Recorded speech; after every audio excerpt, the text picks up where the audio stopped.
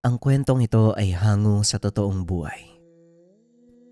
Mula ito sa isa nating kabayan na itago na lang natin sa pangalang Jong. Walang eksaktong taon, Siquijor. Sa lugar ng Antipolo naninirahan ang magkaibigang si Jong at Fidel. Kapwa mga guro ang dalawa at nagtuturo sa pampublikong paaralan. Fidel, saan ka magbabakasyon? Malapit nang matapos yung klase, may plano ka na ba? Tanong ni Jong sa kaibigan. Wala pa nga eh. Pero naisip namin ni Lolo Eric na magpunta sa Siquijor. Alam mo naman maganda doon, di ba? Tugon ni Fidel. Ganun ba? Pwede ba akong sumama sa inyo? Wala naman kasi kung makakasama sa bakasyon tapos wala pa akong plano. Muling wika ni Jong. Abay oo naman, ikaw pa ba? Halos parang apo na din ang turing sa'yo ni Lolo eh. Paniguradong matutuwa yun kapag nalaman niyang sasama ka sa amin. O sige sasama ako Sabihan mo lang ako kung kailan para makapaganda. Siguradong masaya to. Kapag Siquijor ang pinag-uusapan, paniguradong masaya. Tumangulang si Jong sa sinabi ng kaibigan.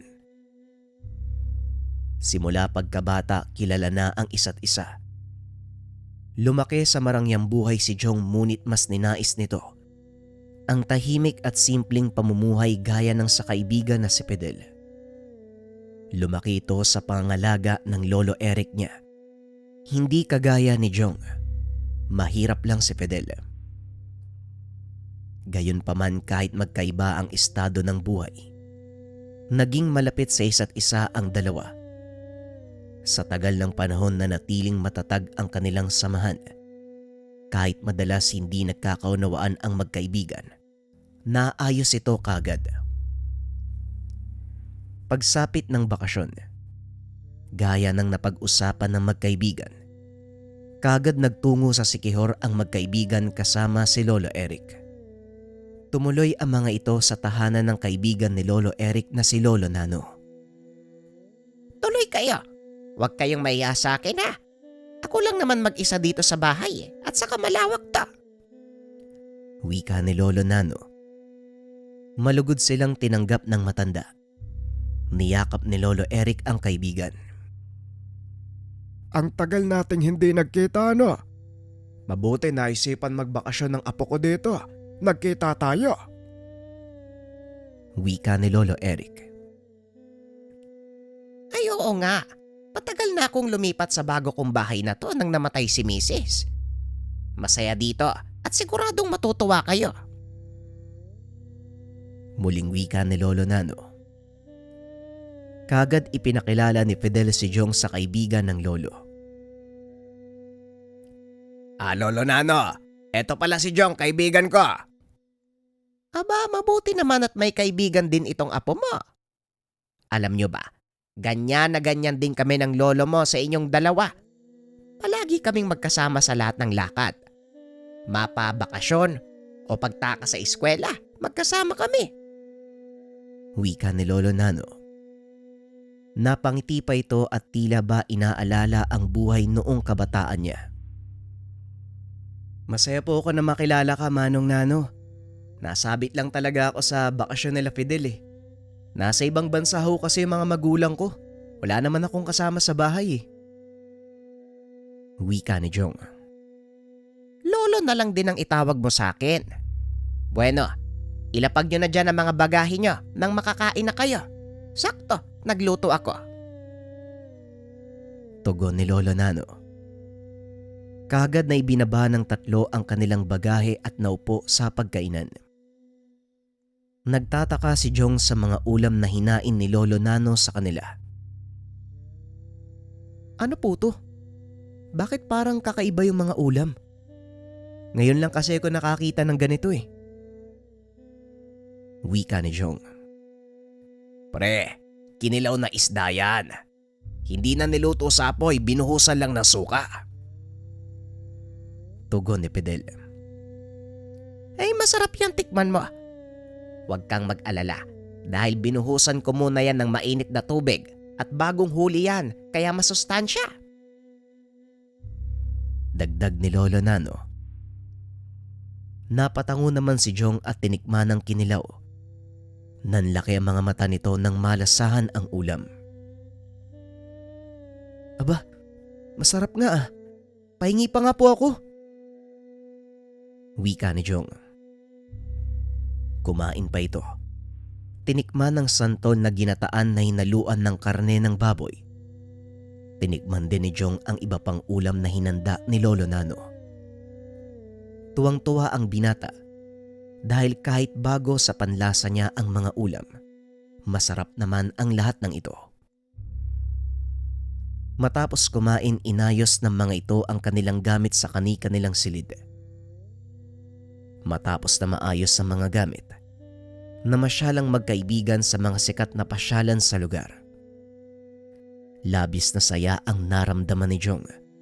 Nararanasan niya ang mga bagay na to na noon ay pinapangarap lamang. Mabuti pumayag yung mga magulang mo na sumama ka sa akin. Bakit naman hindi sila papayag? Gusto kong sumama eh. Wala silang magagawa dun. Di ba nga ang sabi sa atin noon ng tatay mo, masamang impluensya daw ako sa'yo. Pare, ang tagal na nun ah. High school pa lang tayo nung nasabi ni Papa yun dahil tumakas tayo sa paaralan. Isa pa, nasa edad na ako. Kaya hindi nila ako dapat pakialaman. Kung sa bagay. Alam mo pare, noon iniisip ko sana kagaya mo ko eh. Mayaman, nagagawa ang lahat ng gusto, nabibili ko lahat ng walang kahirap-hirap. Pero lahat ng yon nawala nung naging magkaibigan na tayo eh. Mali pala na maghangad ng mga bagay na hindi naman pinagkaloob sa atin ng Diyos. Wika ni Pedel. Napangiti si Jong sa sinabi ng kaibigan. Mahirap maging mayaman pero mahirap maging salat sa pera, pero ewan ko ba, mas gusto ko ng buhay na kagaya sa inyo eh.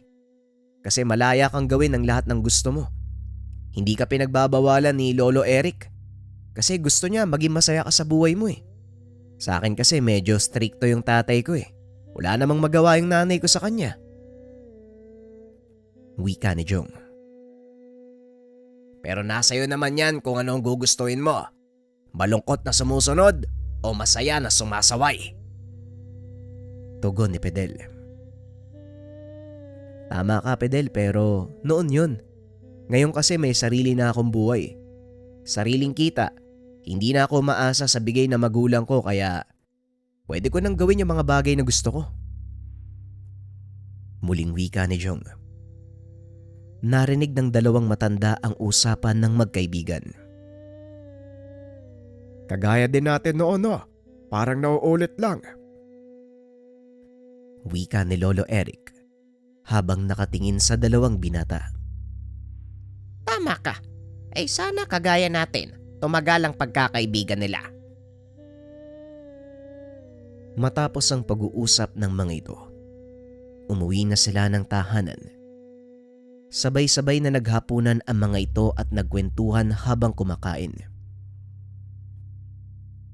Matanong lang po mga lolo, paano po kayo nagkakilalang dalawa? Tanong ni Jong. Nagkatinginan sila Lolo Eric.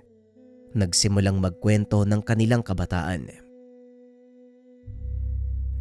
May gusto ko noon sa babae tapos niligawan ko. Nagkataon na pareho kami nanliligaw doon sa babae. Siyempre nung una magkaribal kami. Pero nung pareho kaming hindi pinaunlakan ng babae, yun, naging magkaibigan na lang kami. Hindi kami makapaniwala eh. Parehong sawi sa pag-ibig. Wika ni Lolo Eric. Ay, ganun pala nag-umpisa yung pagkakaibigan nyo. Hayos mo kakaiba. Wika ni Pedel. Ay, wag nyo kaming minamaliit. Pareho kaming tinitilian noon ng mga kababaihan. Pero isang babae lang talaga yung nambaliwala sa amin eh. Ang ginusto niya yung mukhang unggoy. Wika ni Lolo Nano. Baka naman po kaya hindi din kayo nagustuhan. Kasi maraming babae po yung nagkakagusto sa inyo. Wika ni Jong. Tumpak ka dyan. Yan nga ang sabi niya sa akin noon. O huwag kang magugulat ha. Yung lola mo, Fidel, yun yung sinasabi namin ngayon. Wika ni Lolo Eric. Nagulat naman ang magkaibigan sa sinabi nito. Ibig sabihin, si Lola po yung nililigawan niyo noon, kaya kayo naging magkaibigan. Ang gulo. Ano po ba nangyari? Tanong ni Fidel. Kasi yung lola mo, matagal nang may gusto sa akin. Kaso nga lang niligawan din siya ni Nano. Naguluhan parehong pogi. Kaya sinagot niya yung karibal naming dalawa. Kaso nga lang makalipas ang ilang taon, nagkita uli kami ng lola mo, hindi ko na pinakawalan. Wika ni Lolo Eric. Grabe nga naman yung tadhana ano. Kahit matagal kayong hindi nagkita, pinagtagpo pa rin po kayo. Wika ni Jong. Matapos ang masayang usapan, natulog na ang mga ito. Kinabukasan, nagyaya si Lolo Nano sa piyestahan sa kabilang baryo. Nauna na ang dalawang matanda sa lugar. Ang sabi ni Fidel, alam niya ang daan patungo roon. O pare, tapos ka na ba dyan? Halika na, baka nag-uumpisa na yung handaan doon Wika ni Fidel. Sigurado ka bang alam mo dun? Baka mamaya maligaw tayo Kumalma ka lang. Alam na alam ko doon, huwag kang mag-alala. At saka, pwede naman tayo magtanong kung sakaling maligaw tayo Ilang sandali ang lumipas ay umalis na ang magkaibigan. Nagtungo sa tinutukoy na baryo ni Fidel. Pagkarating nagtaka si Fidel. Dalawa ang daanan kaya naman nag-alinlangan ito. O bakit ka huminto pare? Wag mo sabihing naliligaw tayo Wika ni Jong. Napakamot naman sa ulo si Fidel. Nag-aalinlangan ako kasi dalawa yung daan Dati isa lang to Tugon ni Fidel. Ano? Paano yan? Magtanong na lang tayo para hindi tayo magkamali. Wala namang nadaan Saan tayo magtatanong? Paano tayo ngayon yan? Saan tayo pupunta? Kanan o kaliwa? Siguro, dito na lang tayo. Sa pagkakatanda ko, dito kami dumaan ni Lolo noon Hindi, ganito na lang. Diyan ka para malaman natin kung saan ang tamang daan. Tapos magkita na lang uli tayo dito mamaya. Teka, sandali lang. Baka mapahamak ka dyan.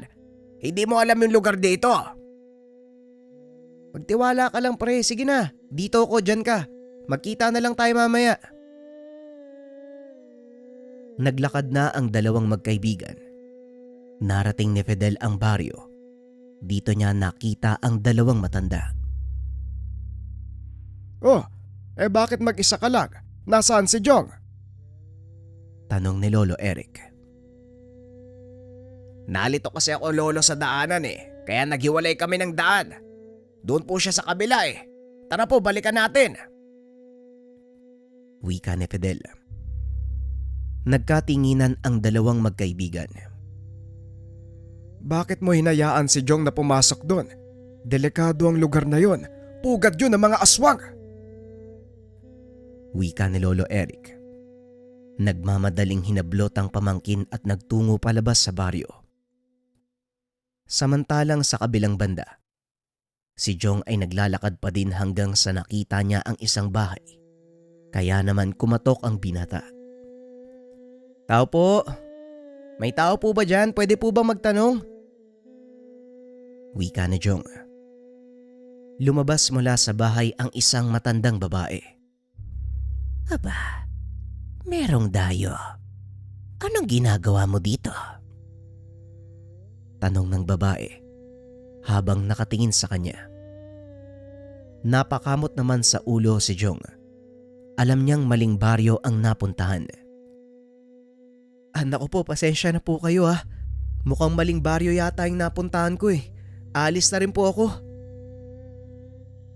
Wika ni Jong. Dali-dali itong naglakad. Ngunit bigla siyang hinarang ng babae. Nagulat si Jong dahil napakabilis ng kilos nito. Hindi normal sa katawan ng uugod-ugod na. Alam mo ba, yung mga kagaya mo na dayo at naliligaw dito sa aming baryo, hindi na nakakalabas. Wika ng matanda. Nanlaki mga mata ni Jong sa sinabi nito. Kaagad na umalis si Jong. Mabilis na tumakas ngunit habang tumatakbo, ramdam ng binata na may sumusunod sa kanya. Kaagad nagtago sa mataas na puno si Jong. Ngunit bigla na lang may kung anong naapakan. Bumitin ang binata patiwarik sa ere. Tumingala sa kanya ang matandang babae habang nakangiti ng nakakaloko. Pakiusap po, hindi ko naman po sinasadya na pumunta dito eh. Paalisin niyo po ako. Wika ni Jong. Hindi na nagsalita pa ang matandang babae. Ilang sandali pa lumabas ang mga taga-baryo. Ibinaba si Jong sa puno, ngunit nanatili siyang nakatali. Kinakabahan na si Jong ng mga oras na yon. Tanging pagdadasal na lang ang naisip nitong paraan para maibsan ang takot na nararamdaman. Napansin niya rin sa matandang aswang. Sinarado nito ang daanan patungo sa kanilang baryo upang walang ibang makarating sa lugar. Sa kabilang banda, dali-daling bumalik sila Fidel. Kaso nga lang, hindi na nila makita pa ang isang daanan. Teka, may isang daan dito kanina, Lolo eh. Asa na po yun? Ay paano na po si Jog? Wika ni Fidel. Baka sa mukha ng binata ang pag-aalala sa kaibigan. Kaagad nag-usal ng dasal ang dalawang matanda. Si Lolo Eric ay may tanga na mutya ng palos. Samantalang mutya ng saging naman ang kay Lolo Nano. Nagulat si Fidel nang mag-usal ng dasal ang kanyang lolo dahil hindi nito alam na isang albularyo ang kanyang lolo. Nararamdaman ko, hawak siya ng aswang. Sa palagay mo, Nano, tama ba? Tanong ni Lolo Eric. Tumango naman si Lolo Nano. Lumapit ito sa isang malaking puno na may mga matataas na damo. Nag-usal din ito ng orasyon. Nanlaki ang mga mata ni Fidel dahil nakita niya ang daan. Eto po yun, Lolo. Eto po yung nakita naming daan. Wika ni Fidel. Halika na, sunduin na natin ang kaibigan mo. Sana lang maabutan pa natin. Wika ni Lolo Eric. Kaso sabi mo, Lolo, merong aswang, di ba? Eh paano natin malalabanan yon? Wala naman tayong sandata. Wika ni Fidel. Tama ang sinabi ng apo mo, Eric. Kumuha muna tayo ng ilang pangontra. Hindi natin alam kung ilan ang makakarap natin. Ilang sandali ang lumipas. Dala ang mga kagamitan. Nagtaas sila ng dungan. Muling nagtaas ng depensa at naglagay ng sabulag. Naging maayos naman ang pagpasok ng tatlo sa baryo ng mga aswang. Naging maingat ang mga ito sa bawat kilos. Mag-iingat ka sa lugar na tatapakan mo, Apo. Paniguradong may mga nilagay sila dito. Wika ni Lolo Eric. Sinubukang maghiwalay ng mga ito upang mahanap kagad si Jong. Ilang sandali pa nakita ni Fidel ang kaibigan. Nakatali ito sa isang sulok.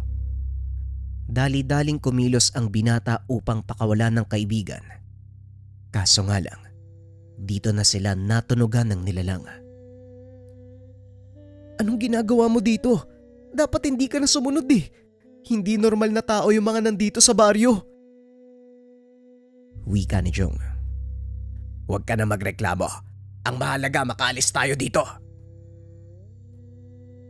Kagad na kinalaga ng kaibigan. Akmang lalabas na sila. Naroon na ang napakaraming nilalang. Lahat ng ito ay nakatitig ng masama sa kanila. Akalain mo nga naman, dalawa pa ang pagsasaluhan natin mamayang gabi. Wika ng matandang aswang. Nagtaka si Fidel kung bakit siya nakita ng mga aswang. Gayong kinargahan siya ng orasyon ng mga lolo. Napatingin ito sa paligid at saka pa lamang napagtanto na basag na ang mga orasyon. Hindi na nagsayang pa ng oras si Fidel. Kaagad nitong kinuha ang langis sa kanyang bulsa at sinaboy sa mga nakapaligid. Kaagad inabot ni Fidel ang itak sa kaibigan at dahil sa bisa ng tumamang langis, nagawa nilang patamaan ang mga aswang. Galit na galit naman ang matandang aswang habang nakatitig sa kanila. Kumilos na ang nilalang.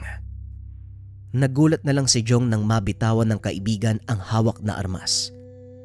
Nakita niya itong sakal-sakal ng matandang aswang. Paulit-ulit tumatawa ang matandang nilalang. Inihagis ito si Fidel. Napasukan ng dugo ang binata dahil sa lakas ng pagkakabagsak sa lupa. Nananahimik kami dito sa baryo. Kayo ang pumunta dito. Kayo pa ang may ganang magalit. Wika ng nilalang. Narinig ni Lolo Eric ang kaganapan. Dali-dali silang nagtungo sa lugar. Ang gusto lang sana naming gawin, makipag-usap ng maayos. Dahil hindi sinasadya ng binata na pumunta sa teritoryo nyo. Kaso lang meron ng nasaktan. Hindi namin pwedeng palampasin ang bagay na to. Wika ni Lolo Eric. May kung ano itong binulong sa palad.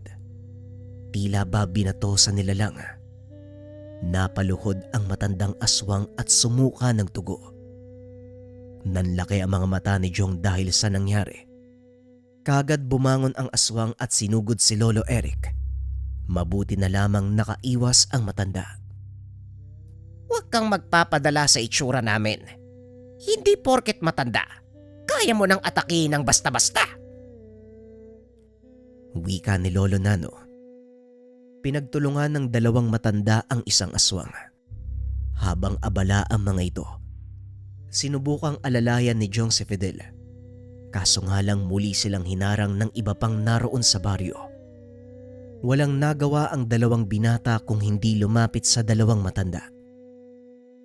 Nahihirapan na ang dalawang matanda sa sitwasyon.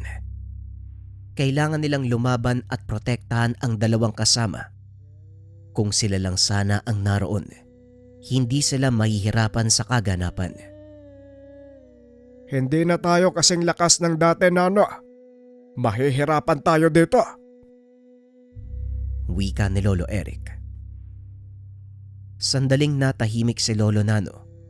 Yumuko ito at nagdasal. Dating gawe, Eric. Wala tayong ibang iisipin kung hindi patayin ang matandang aswang. Paniguradong kapag napatay natin ng isang yan, titigil na rin ang mga kabaryo niyan. Wika ni Lolo Nano. Sumang-ayon naman si Lolo Eric sa sinabi nito. Tumulong na rin ang dalawang binata sa kanila. Dali-daling tumakbo si Jong. Nakuha nito ang atensyon ng matandang aswang. Sumenya si Fidel kay Lolo Eric.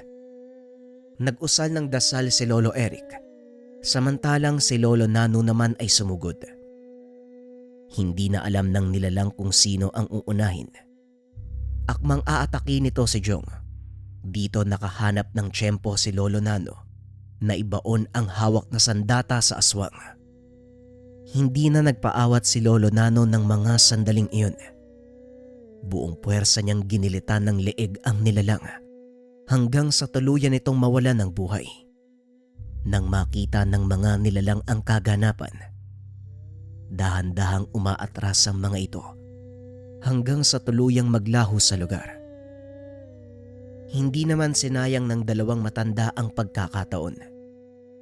Lahat ng tahanan doon sa baryo, kanilang sinilaban at sinunog upang hindi na makabalik ang mga nilalang. Matapos ng kaganapan, Umalis na ang tatlo sa lugar. Ang masayang bakasyon ay nauwi sa kakaibang engkwentro. Ngunit para sa magkaibigan, isa itong kaganapan na nagpatibay ng kanilang pagkakaibigan. Mapanganib man ang baryo, mapanganib man ang lugar, hindi nagdalawang isip si Fidel na sundan ng kaibigan upang ito ay maligtas. Ang tunay na pagkakaibigan, hindi ka iiwanan, anuman ang mangyari. Magandang gabi mga kabayan, yung susunod nating kwento. Mga kwento na to noon na ninarrate ko ulit para mapakinggan ng ating mga kabayan na bagong subscribe lang dito sa ating channel. Iniba ko lang yung atake ng narration. Kung sakaling napakinggan na, pwedeng i-skip at wag na mag-comment ng kesyo inulit. Wala na bang ibang maisip? Kasi sinabi ko naman na dito bago simulan ng kwento at saka ayoko kasi na mabitin kayo ng maikling upload lang. For sure, mag-e-enjoy pa rin naman kayo dyan mga kabayan. Huwag na nating patagalin pa. Simulan na natin ang kwento.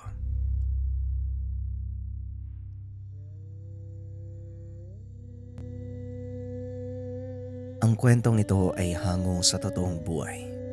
Mula ito sa isa nating kabayan na itago na lang natin sa pangalang Henry. Walang eksaktong taon. Masbate. Sa lugar ng Masbate naninirahan ang maglolong si Lolo Henry, pati na rin si Josh na 20 anyos. Simple lang ang pamumuhay ng maglolo sa probinsya. Tahimik at payapa, lalo na't isang albularyo si Lolo Henry. Mabait ito, matulungin at mahal ng mga tao. Samantalang si Josh naman, binatang maambisyon, honor student na palaging pinagmamalaki ni Lolo Henry. Simulat sa pool alam na ni Josh ang misyon ni Lolo Henry. Ito ang makapagbigay ng kapayapaan sa sariling baryo. Habang lumalaki, namulat si Josh sa panggagamot ni Lolo Henry. Ipinagmamalaki ni Josh ang pagiging bayani ng lolo. Pero ang hindi lang gusto ng binata, ang pagiging lasinggero ni Lolo Henry. Lolo naman lasing ka na naman. Ang aga-aga, bote ng lambanog yung kayakap mo. Hayaan mo na ako, apo. At isa pa, nakapagluto naman ako ng agahan. Kumain ka na lang dyan. Pero kahit gaano ito kalasinggero, hindi niya kailanman napabayaan ang apo. Bukod sa ulila na si Josh, wala na silang ibang kaanak na mag-aalaga sa binata. Matapos makapag-agahan, nagpaalam na si Josh sa lolo para pumasok sa paaralan. Pero bago dumiretso, dinaanan niya muna ang kasintahang si Carmen para sunduin. Oh Josh, ang aga mo naman ata ngayon. O teka lang ha, tatawagin ko lang si Carmen. Maupo ka nga muna dyan. Naupo lang si Josh sa bakuran. Ilang sandali ay bumaba na din ang mag-ina. Ang aga mo naman.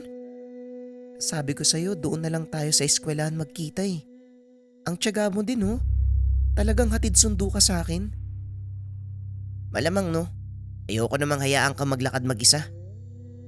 Napangiti na lang si Carmen. Ay nako, baka ngayon lang yan ha. Tapos kapag tumagal na kayo, tamarin ka na Josh. Napakamot naman sa ulo si Josh.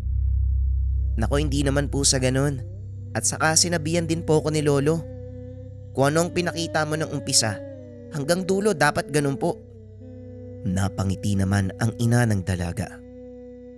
Matapos masundo ang kasintahan, umalis na ang dalawa at dumiretso sa paaralan. Pagkarating, hindi sinasadyang narinig nila ang dalawang nag-uusap. Alam mo ba, sabi ni Mama, aswang daw yung pumatay dun sa kapitbahay namin. Nakakatakot. Wika ng isang mag-aaral. Talaga? Grabe no? Totoo pala yung mga aswang. Nakakatakot naman yun. Akala ko panakot lang sa mga bata eh. Pero meron pala talagang ganun. Napabuntong hininga si Josh sa mga narinig. Anong pinag-uusapan nyo? Mukhang seryoso kayo dyan ah. Yung kapitbahay namin, inabutan sa bahay nila na wala ng buhay. Tapos nakakadiri daw yung itsura eh. Kung aswang ang may gawa nun, di sana malinis yung trabaho. Tuso ang mga aswang. Bakit naman sila mag-iiwan ng bakas? Di kakapahamak nila yon.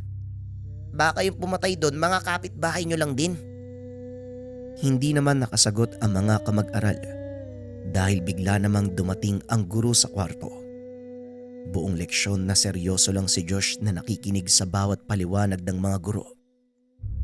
Matapos ang aral, hinatid muna ni Josh si Carmen at kagad nang umuwi ng tahanan. Pagkarating sa bahay, dali-dali itong nagmano kay Lolo Henry. Kaawaan ka ng Diyos po. Kumusta naman ang araw mo?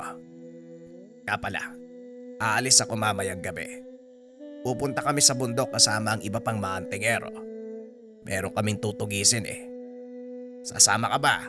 Total wala ka namang pasok bukas. Napaisip sandali si Josh. Sigurado ka po ba, Lo? Isasama mo talaga ako? Di ba po mula dati pa, ayaw mo kong isama sa bawat laban nyo? Matagal na kitang pinipilit ah. Tapos ngayon, kayo pa po yung nagyaya. Ngumiti naman si Lolo Henry sa sinabi ng abo. Kasi noon yon, binata ka na ngayon eh. Noon kasi hindi kita sinasama dahil wala ka pa sa tamang edad. Pero ngayon pwede ka nang sumama. Isa pa, gusto kong ikaw ang magmana ng mga kakayahan na meron ako. Walang ibang magtutuloy nito kung hindi ikaw lang. Ayoko ring iwanan ka na mag-isa eh. Baka mapahamak ka pa. Napakamot ng ulo si Josh sa mga narinig sa lolo. Lolo, iniiwan mo pa rin naman ako noon eh. At isa pa, mas bata nga ako noon nung iniiwan mo ako. Pero sige po, sasama po ako sa inyo. Mukhang maganda po yan ah. Noon pa man, gusto ko nang sumama sa inyo eh. Napapaisip ako kung ano bang ginagawa nyo doon. At isa pa, tama ka po lolo. Ako na lang po yung magpapatuloy ng kakayahan nyo. Paano na lang po kapag bigla kayong nawala no? Sino na lang magpapanatili nung kapayapaan sa baryo natin? Napangiti naman ang lolo sa sinabi ng binata.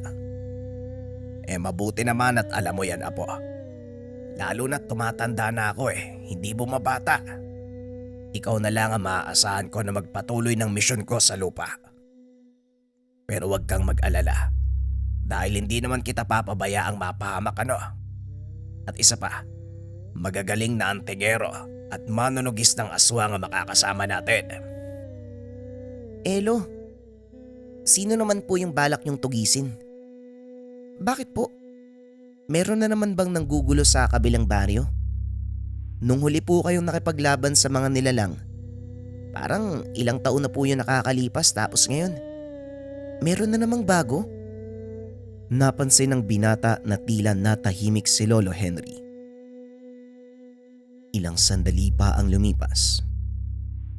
Oo nga po, parang kailan lang. Buwat-buwat pa kita nun kandong pa. Pero ngayon binata ka na. Ang bilis talaga ng panahon ano. Apo alam mo ba minsan, habang natutulog ako, sumasagi sa isipan ko mga magulang mo. Napapatanong ako ano kayang kalagayan mo ngayon kung hindi sila nawala? Magiging kagaya kaya kita? Magkakaroon ka kaya ng interes sa mga ginagawa ko? Iisipin mo pa rin kaya na isa akong bayani? O baka naman, isipin mo nasisiraan na ako ng bait? Kagaya na lang ng palaging sinasabi sa akin ng nanay mo noon. Masakit sa dibdib yun ha? Dahil mismong anak ko pa ang hindi naniniwala sa akin. Kaya siguro pinaglayo kami ng tadhana dahil ayaw ng Panginoon na magkaroon kami ng hidwaan sa isa't isa. Masakit para sa akin na maayos siyang kinuha at wala akong nagawa para iligtas siya. Halos maiyak na ito at namumugto na ang mga mata. Kaagad naman siyang niyakap ni Josh. Huwag niyo na pong isipin sila mama at papa lolo. Masaya na po sila sa piling ng ama. Pero sa pagkakaalam ko po, Nauunawaan na nila kung anong misyon mo dito sa mundo. At isa pa, hindi mo naman po kasalanan na maging ganyan kay. Pinagkaloob po sa'yo ng Panginoon ang kakayahan mo. Kaya ginagamit nyo lang po sa kabutihan. Dapat nga matuwa pa po si mama eh. Pero gaya nga po ng palagi mong sinasabi, magkaiba kami ni mama. Kaya wag na po kayo masyadong mag-isip, lolo. Para kahit papano mapagaan ang loob ng lolo. Matapos makapag-usap, naganda na ang mga ito ng gagamitin para sa gagawing pagtugis sa bundok. Habang nag-aayos ng mga gamit, biglang nahulog ni Lolo Henry ang isa sa mga agimat, ang Sator Coronados. Napatingin naman si Josh sa gawin ng lolo. Ayos ka lang po ba, lolo? Ano po yung nahulog nyo? 'Di ba isa po yan sa mga agimat mo? Lo, parang namumutla po kayo ah. Wala naman akong problema, Apo. Pinakinggan ko lamang ang bulong mula sa mga agibat. Magiging matagumpay ang ating pagpunta doon sa bundok. Isuot mo nga tong Sator Coronados para may protection ka pagpunta natin sa bundok. At saka, gamitin mo ang mga kaalaman na itinuro ko sa'yo. Huwag na huwag mong papakinggan ang anumang sasabihin ng ibang tao. Maliwanag ba? At isa pa, huwag ka basta-bastang maniniwala. Alam mo namang tuso ang mga aswang. Hindi sila basta-basta. Kaya dapat mag-iingat ka. Maging mapagbasid at palaging alerto. Lolo naman, sa mga linyahan nyo, para kayo nagpapaalam eh. Alam ko naman po yun. Kalma lang po kayo. Kagaya nga po ng sinabi nyo, ang makakasama natin mga magagaling na antingero, di ba? Pero bakit po kaya kayo namumutla? Ano ba talagang binubulong po sa inyo? Ilang sandali pa, nakarinig siya ng pangitain. Nanlaki ang mga mata ni Josh sa narinig. O bakit, Josh? Anong problema? Natahimik ka ata. Lo, may narinig po ako eh. Nagsisinungaling ka po sa akin eh. Ang sabi po, ngayong gabi mamamatay po kayo eh. Kapag pumunta tayo sa bundok, mamamatay ka po. Hindi dalubhasa yung mga makakasama natin eh. Tama po ba, Lolo? Lolo naman eh. Bakit po kayo nagsisinungaling? Ay nako, unang suot mo pa lang yan. Kumalma ka lang, Apo. Hindi yan garantisado. Hindi ako papabayaan ng mga gamit ko. Kaya kumalma ka. Teka lang, Lolo, wag na po kaya tayong tumuloy. O hindi kaya kakausapin ko muna yung iba mong kakilalang albularyo at manggagamot. Iba po talaga yung nararamdaman ko eh. Pasensya na po, Lolo. Para naman sa atin to eh. Wala namang nagawa si Lolo Henry kung hindi sundin ang apo. Matapos ang kanilang pag-uusap, kaagad nagpunta si Josh sa tahanan ng kaibigan ni Lolo Henry. Samantalang ang matanda naman ay naiwan sa tahanan. Kaso nga lang nang makaalis ang apo, kaagad ding umalis si Lolo Henry bitbit ang mga gamit. Pumunta ito kasama ang mga baguang antingero at umakyat ng bundok. Hindi nakinig si Henry sa apo. Nanalig na lamang ito na hindi siya mamatay ng gabing iyon. Habang naglalakbay paakyat ng kabundukan, nakakita si Lolo Henry ng ilang mga nilalang, hindi pangkaraniwan. Maraming bantay sa bundok na iyon. Masama ang titig nila sa matanda. Hindi na lamang ito pinansin ng matanda at yumuko. Nagtanong naman ang isa sa mga kasama. Bakit po kayo yumuko kanina? May nakita po kayo, no? Ngumiti naman si Lolo Henry. Ay nako, mga baguhan nga naman. Itong bundok ay may tagapagbantay. Paniguradong wala pa talagang nakakakyat dito.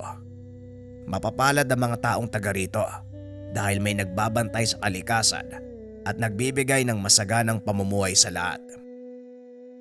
Sinabihan pa nila kung may mga nilalang na hindi matahimik sa lugar na ito. Nanggugulo, nagbabadya ng kasamaan. Sila ang tutugisin natin. Kaagad nagpatuloy sa paglalakad ang mga ito. Hanggang sa makarating sa pusod ng kabundukan, nakita nila ang iilang mga kabahayan. Habang patuloy sa paglalakad, may nakasalubong silang mga tao at nagbigay galang sa kanila. Kaagad namang napatanong ang isa sa mga kasamahan kung bakit yumuyuko ang mga tao sa kanila. Mang Henry, ganun po ba talaga sila? Paano nila nalaman na mga antingero at manggagamot tayo? Ay nako, itong tanong nito kita naman sa suot nating medalyon Minsan, ang pagpupugay ng mga tao ay bilang pasasalamat sa pagdayo sa kanilang lugar. Marami ka pang hindi nalalaman at dapat matutunan. Tandaan mo ang lahat ng mangyayari sa atin ngayong gabi. Napakamot ng ulo si Hector. Nang makarating sa mismong tahanan, umupo sila sa lapag. Mang Henry, ito po ang kapatid ng asawa ko. Dito po muna tayo tutuloy nang sa ganun makapagpahinga po tayo at makapagpatuloy na mamaya. Tumango naman si Lolo Henry.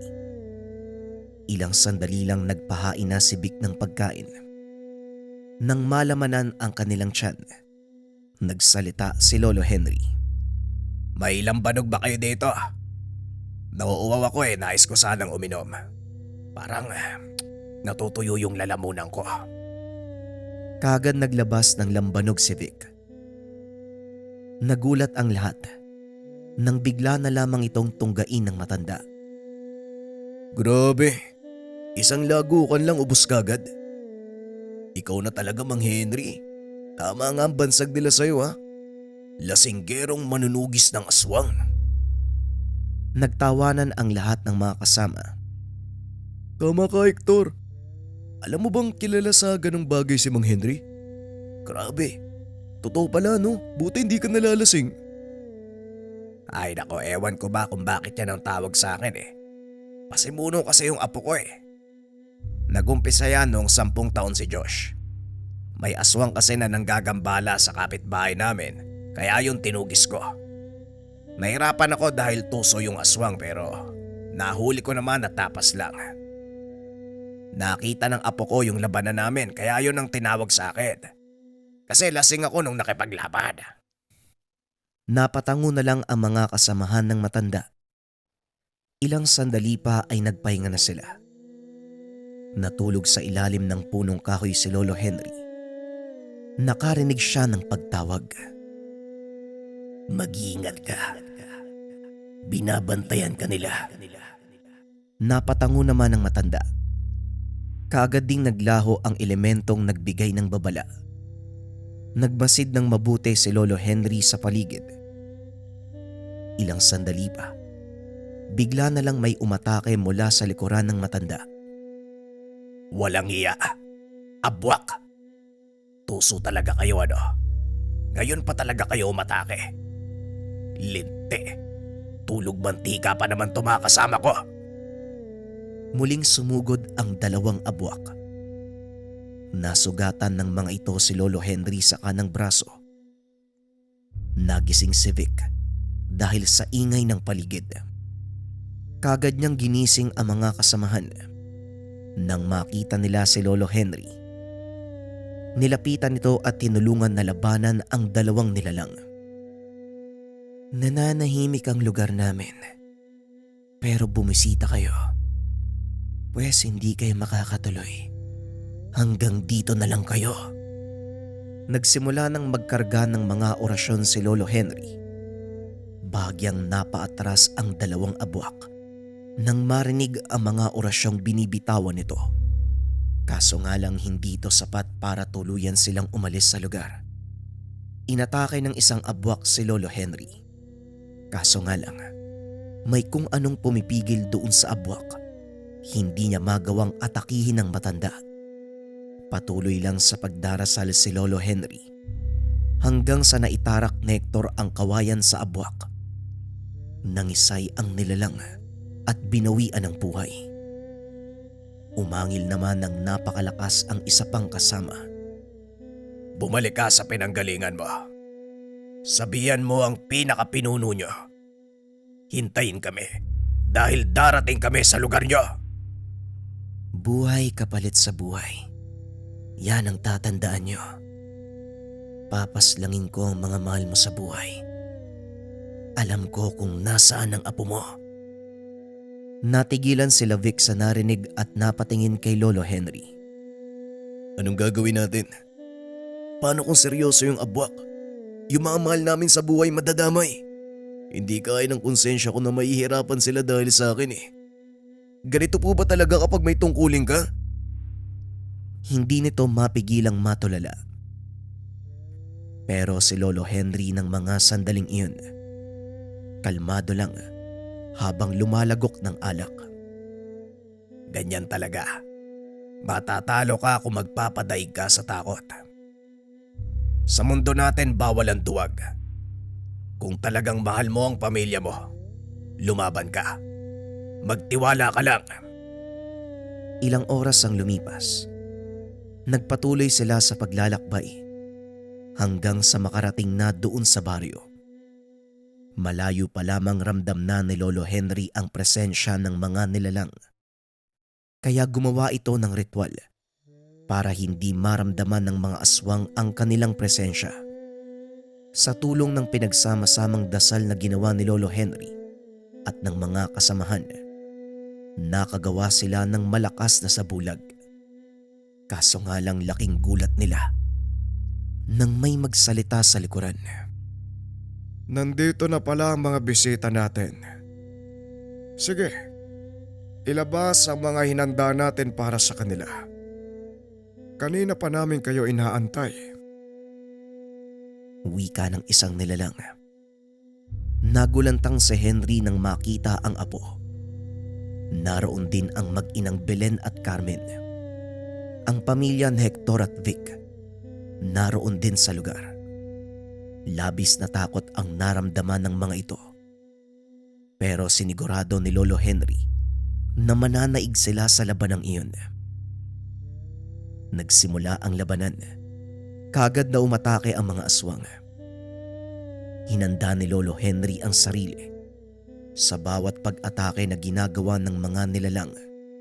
Nadidepensa naman ito nila Vic. Hanggang sa unti-unting nauubos ang mga elemento, ang magtutuos, si Lolo Henry at ang pinuno ng mga nilalang. Ako ang harapin mo. Pakawalan mo ang mga bihag. Huwag kang magtago sa kaduwagan. Napakunot ang noo ng aswang. Kagad itong sumugod. Gamit ang mabilis na pagkilos, nasugatan ang kanang braso ni Lolo Henry. Sumirit naman ang dugo ng matanda. Nakagante si Lolo Henry dahil nahampas niya ang likuran ng aswang. Kasabay ng lahat ng kaganapan, kinuha ng mga kasamahan ng pihag. Sugatan na si Lolo Henry at ang iba pang mga kasama. Nangihina na ang mga ito mula sa natamong sugat. Ilang sandali pa napaupo si Lolo Henry. Tinamaan ang tagiliran nito sa ginawang pag-atake ng aswang. Kagad lumapit si Josh at inalalayan ang lolo. Habang sinisigurado ang kaligtasan ni Lolo Henry, muli na namang sumugod ang aswang. Gamit ang sundang na hawak, kinuyom ng bata sa palad ang sator na ibinigay ng lolo. Walang pagdadalawang isip na sinalubong ng saksakang aswang. Dahil sa nagawa ng binata, unti-unting nanghina ang nilalang at tuluyang bumagsak sa lupa. Hindi naman nagpatinag ang ibang nilalang sa pagkamatay ng kanilang pinuno. Lahat sila ay sinugod ang binata. Kahit sugatan si Lolo Henry, tinulungan nito ang apo. Nalingat si Josh sa dami ng mga nilalang. Hindi napansin ang papasugod sa kanya. Aatakihin sana nito ang binata. Mabilis naman na humarang si Lolo Henry. Muli itong tumama sa tagiliran. Tumumba ang lolo. Kinuha ni Josh ang pagkakataon upang patayin ang aswang. Lolo, Lolo, lumaban po kayo, Lolo. Maliligtas pa po namin kayo. Apo, isa ito sa mga dapat mong tandaan. Kapag nagsimula ka sa lihim na karunungan, nakatadhana na ang buhay mo. Lahat ng kaganapan ay naaayon sa tadhana na ibinigay ng amang may likha. Ito ay panahon ng iyong pag-usbong. Tandaan mo ang lahat ng naganap ngayong araw. Baunin mo ito sa mga paparating na pagsubok. Hanggang dito na lang ako, Apo. Ikaw ang magpapatuloy ng lahat ng nasimulan. Huwag na huwag mong kakalimutan, Apo. Saan man ako mapunta, saan ka man tumingin sa paligid, palaging merong nagbabantay at nagmamahal sa'yo. Nawalan na ito ng malay. Ito na ang huling alaala ni Josh na nabubuhay si Lolo Henry. Pero kahit kailan, hindi nawala sa isipan niya ang sinabi ng lolo. Ipinagpatuloy niya ang magandang gawin nito. Lahat ng kaalaman ay ginamit upang tumulong sa kapwa. Marami pang dumating na pagsubok sa kanya. Pero kagaya ng sinabi ng lolo, palaging merong nagbabantay sa kanya. Sa tuwing makakaramdam ng kahirapan, tumingin sa kalangitan, magdasal, at siguradong may tutulong sa kanya. Ito ang pinanghawakan ni Josh sa bawat sandali. Ito ang dahilan kaya siya nagpatuloy na tumulong sa ibang tao nang walang hinihintay na kapalit.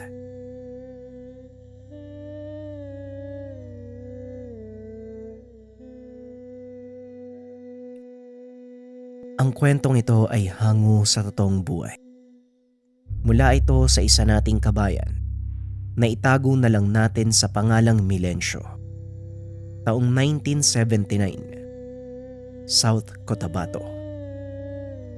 Isang mangangahoy si Milencio. Ito ang kinabubuhay nila ng kapatid na si Kuya Toring. Sila na lang ang magkasama sa buhay. Bata pa lamang ang mga ito nang abandonahin ng ina.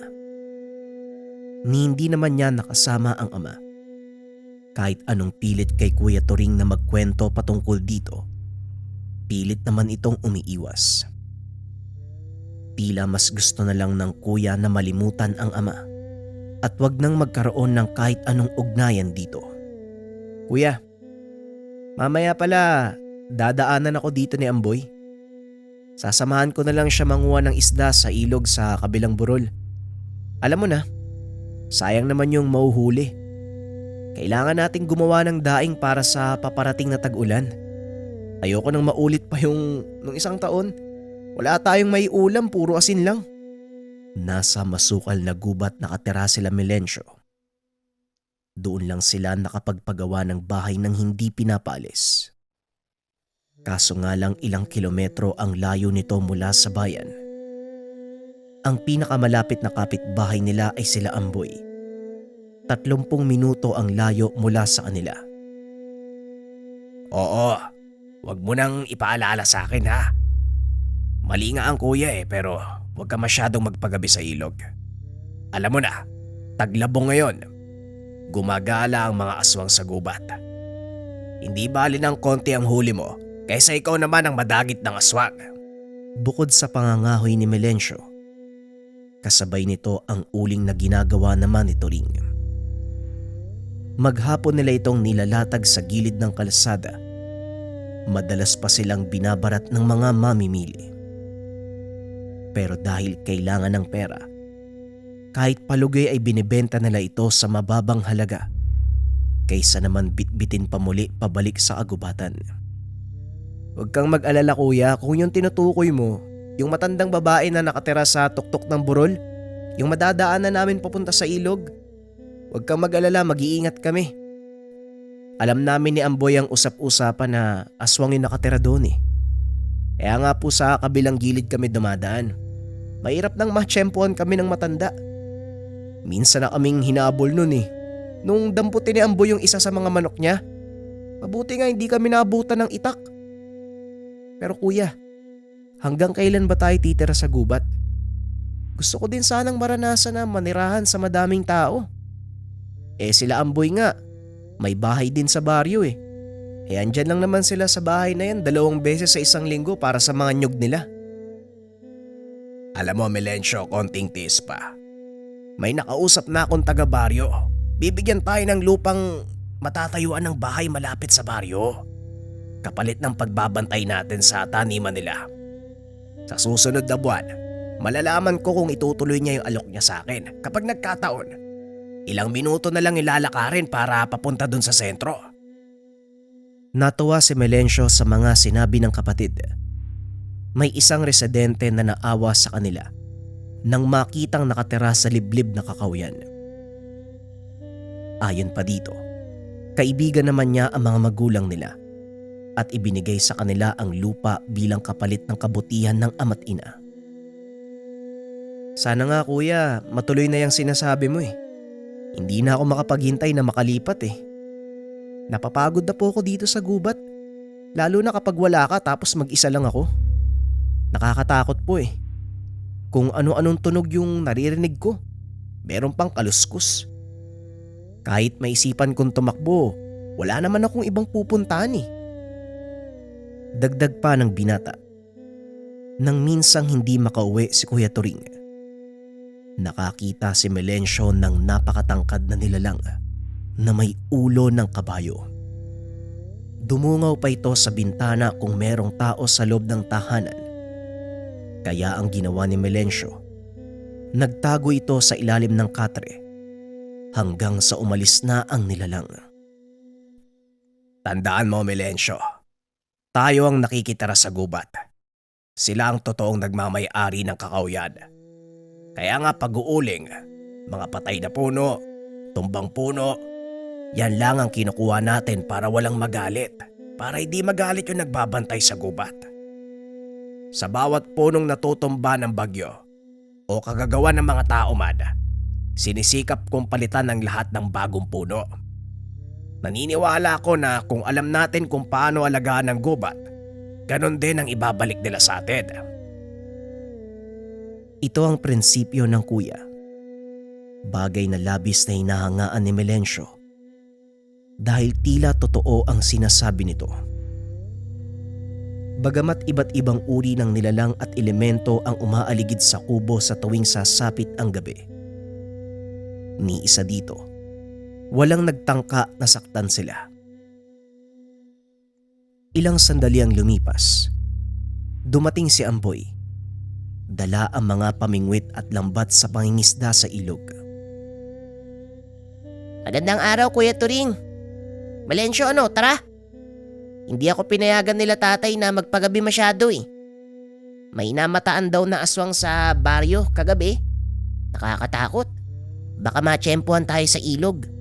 Kaya nga nagdala ako ng lambat para mas mapabilis yung paghuli natin. Halika na? Turing, totoo ba yung kwento tungkol sa mga aswang? Nakita na pala nila eh. Bakit hindi pa pinatay? Di sana wala na tayong problema ngayon. Pero umiling lang si Amboy. Ay nako Melencio. Ewan ko kung makagalaw ka sa oras na ikaw yung makakita ng totoong aswang. Nung habulin tayo ng matanda sa buro lalos. Mawala na yung kaluluwa mo sa sobrang takot eh. Paano pa kaya kapag aswang na? Kaya kung ako sa'yo, huwag ka masyadong lumalabas kapag gabi. Napakaliit pa naman ang kubo nyo. Paano kapag naamoy ka ng aswang? Napaisip si Melencio. Tama ang kaibigan. Paano kaya kung mapadaan malapit sa kubo ang mga aswang? Ano ang dapat gawin? Makakaligtas kaya sila? Alam mo ang pinagdarasal ko ngayon. Sana ituloy ng matanda yung pagbibigay niya sa amin ng lupa. Bibigyan daw kami ng lupang matitirikan ng bahay malapit doon sa inyo. Ang sabi ni Kuya Turing, sa susunod na buwan ipapaalam sa amin kung matutuloy. Pero sana matuloy no? Para naman mabawasan yung takot ko. Alam mo, may nasabi sa akin yung lolo ko noon eh. Kapag madalas daw samahan ng engkanto ang isang tao, ang ibig sabihin nun, nakikita ka nila bilang kauri. Parang kapamilya. Kaya nga swerte kayo eh. May mga protection kayo na galing sa gubat. Siguro, kaya kahit sa tagal nyo sa gubat hindi kayo nabibiktima ng mga aswang. Dahil na din sa mga engkantong nakapalibot sa inyo. Mga nilalang, mga elemento. Napatitig si Melencio sa kaibigan. May punto si Amboy. Bigla niyang naalala ang mga sinabi ng kuya.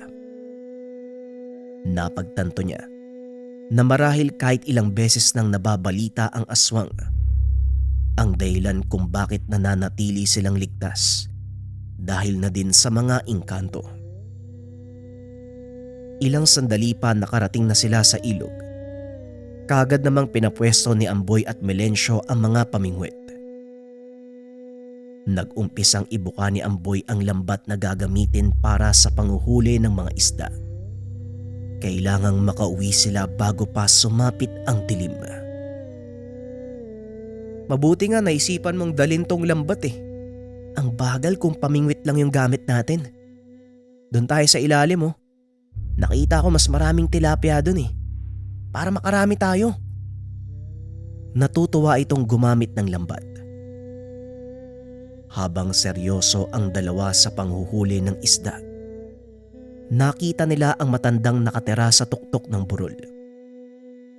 Usap-usapan sa lugar na kaya ito nakatira sa itaas ng burol para mas mapadali ang pagpapalit ng anyo nang hindi nakikita ng kung sino man. Melencio, huwag kang maingay. Magtago tayo sa gilid. Baka makita tayo. Kinakabahan nito at namumutla ang itsura. Maging si Melencio, nag-aalala dahil nasa ilog pa sila. Alanganing makatakas dahil gagawa sila ng ingay sa oras na umahon.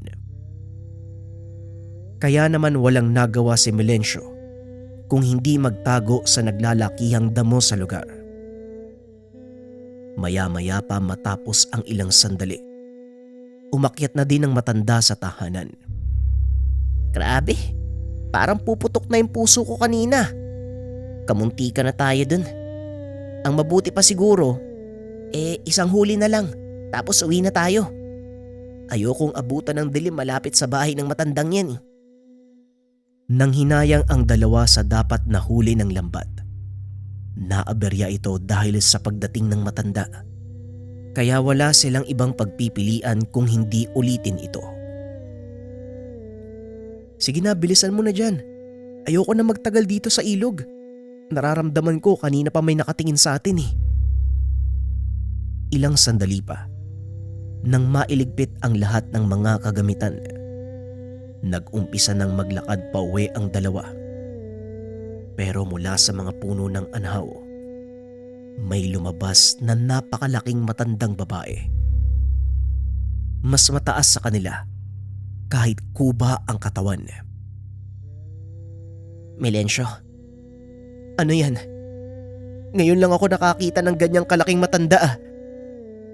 Habang nakakapit sa balikat ni Melencio. Hindi ko alam, pero sigurado ako, delikado yan.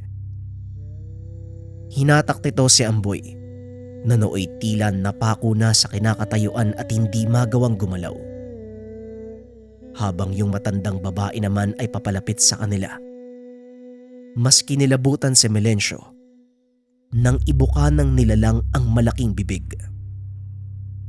Akala ko sa gabi lang sumasalakay yung aswang. Maliwanag pa naman ah. Amboy, bilisan mo na. Huwag kang lilingon. Ramdam nila ang pag-alog ng lupa. Mabilis na gumagapang ang matanda at nakasunod sa kanila.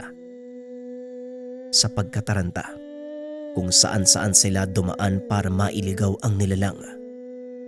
Pero imbis na mawala, tila sila pa ang naligaw sa masukal na gubat. Sa hindi inaasahang kaganapan, nakita nila ang daan paakyat ng burol. Hanggang sa marinig nila na biglang nagsalita ang humahabol sa kanila. San ba kayo pupunta mga bata? Bakit kayo tumatakbo sa matanda? Mga wala kayong modo. Mas lalong tumindig ang balahibo ng magkaibigan. Napapagod na sila at hindi nakakayanin pang tumakbo. Namanhid na ang mga binti. Hirap na silang habulin ang paghinga. Tila sasabog na ang dibdib sa labis na pagod. Hanggang sa tuluyan ng nilamon ng dilimang gubat at halos hindi na nila makita ang isa't isa. Pero naririnig pa rin nila ang boses ng matandang babae habang tumatawa. Papalapit ng papalapit sa kanila. Psst! Kayo dyan! Kung gusto nyo pang mabuhay, lumapit kayo dito. Bilisan nyo! Dahil madilim ang lugar, hindi nila makita ang mukha nito. Pero nang marinig nila, biglang nabuhayan ang dalawa. Kaagad nilang nilapitan ang pinagmumulan ng tinig.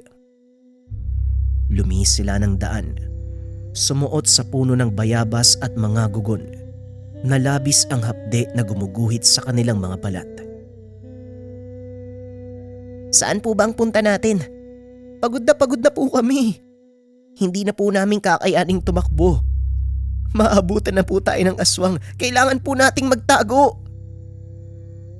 Alam ko, kaya nga sundan niyo ako. Ayoko ding makain ng aswang.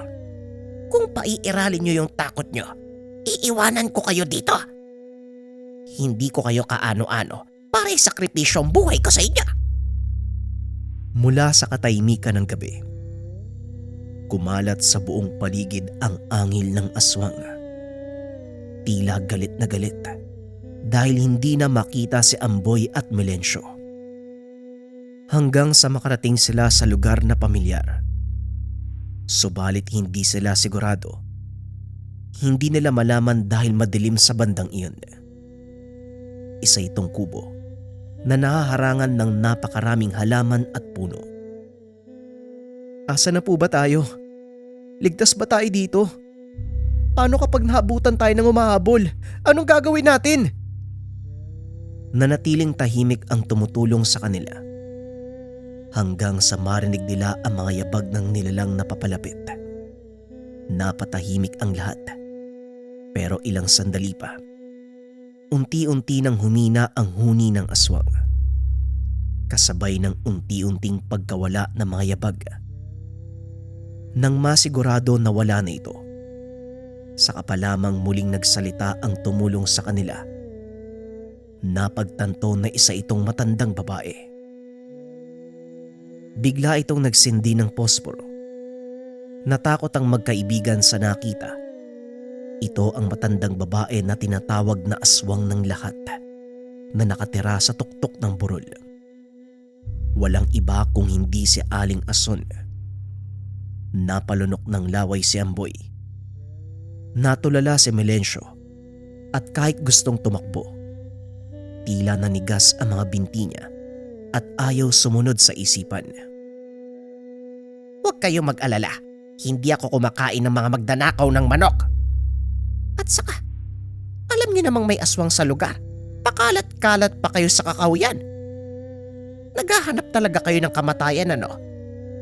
Kung gusto niyo makaligtas, manahimik kayo at huwag nang magtanong ng kung ano-ano. Parang awa niyo na po. Huwag niyo po kaming sasaktan. Aksidente lang naman po yung pagkuha namin sa manok eh. Akala po kasi namin walang may-ari. Patawad po. Hindi na po kami uulit. Basta wag niyo lang po kaming kakainin. Bakit ba kasi kayo naniniwala na aswang ako? Alam niyo, kung aswang ako, edi sana ako na yung pumatay sa inyo. Bakit pa ako magsasayang ng oras na tulungan kayo? Tapos hahabulin din ako ng aswang. Doon pa lang pwede ko na kayong patayin. Hindi ako aswang. Makikita ang pagtataka sa mukha nito. Paano naisip ng mga tao na siya ay aswang? Kung hindi po kayo aswang, bakit po mag-isa kayo sa burol? At saka, hinabol niyo pa nga po kami ng itak nung huli nating pagkikita. Sigurado kung nahuli niyo kami, baka natadtad na kaming dalawa. Ibang usapin yon mga iho. Hahabulin ko talaga kayo ng itak. Ilang beses na ako nawawala ng manok eh. Huling-huli kayo sa akto. Kinuha niyo yung mga alaga ko. Kung hindi ako nagkakamali, kayo ang nagpapabalik-balik para nakawin ng mga manok ko. Magpasalamat nga kayo. Tinulungan ko pa kayong mailigtas ang buhay niyo sa aswang. Subalit bago pa tuluyang magkainitan si Aling Ason at Amboy, muli nilang narinig ang nilalang. Bigla itong nagsalita. Sabi ko na nga ba, ikaw na naman ang nangyalam. Pinagbigyan kita noon. Ngayon hindi na. Isasama kita sa mga batang yan. Malas mo ngayon. Wala ang bantay mo. Muling nagbalik ang takot at panginginig nila Amboy. Naroon ang nilalang. Nakasilip sa kanila. Naglalaway habang nanlilisik ang mga mata. Nakita niyo na mga bata kayo. Narinig tayo dahil ang ingay niyo. Ano pang tinutunganga niyo dyan? Kunin niyo yung itak sa dingding. Pati yung sibat kunin niyo. Huwag niyo sabihin magtatago kayo sa likod ng matanda, abay. Ang lalaki niyo, harapin niyo yung aswang. Hindi yan makakapasok sa bahay, kaya talasan niyo ang pakiramdam niyo. Sa oras na makita niyo, huwag kayong magdadalawang isip na atakihin. Patamaan niyo sa puso. Pero huwag kayong magpapaabot sa kamay. Siguradong madudurog ang katawan niyo o hindi kaya malalagyan kayo ng lason. Patuloy lang sa pag-ikot ang aswang sa palibot ng tahanan. Habang sila Amboy naman, natatarantang tinutusok ang sibat at itak sa dingding. Si Aling Ason ay nanonood lamang. Mahina na ang matanda. Hindi niya kayang makipaglaban sa aswang. Amboy, huwag kang magbasiwas. Mamaya tamaan ako eh. Mauubos na yung dingding ng kubo, mamaya makapasok yan dito eh. Ako nang aatake.